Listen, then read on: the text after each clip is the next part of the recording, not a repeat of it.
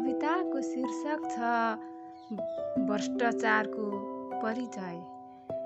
पैसाको घुस लिनु दिनु मात्र भ्रष्टाचार होइन, आफ्नो कर्तव्य बिर्सनु भ्रष्टाचार, अरूलाई ढाँट्नु ठग्नु भ्रष्टाचार, राम्रो काम गर्नेलाई छेक्नु भ्रष्टाचार, चोरी डकैती बलात्कार भ्रष्टाचार, जसले गर्छ घरदेखि सहरसम्म अत्याचार त्यही भ्रष्टाचार, दुःख गरी कमाएको सम्पत्तिमा रियाल काट्नु भ्रष्टाचार, बाबुआमाको आँखा छली नराम्रा कार्य गर्नु भ्रष्टाचार, अस्पतालमा डाक्टरले बिरामीमाथि हेलचेक्र्याइँ गर्नु भ्रष्टाचार, कार्यालयमा सेवाग्राहीलाई दुःख दिनु भ्रष्टाचार, अरू त्यस्तै अत्याचार सबै भ्रष्टाचार।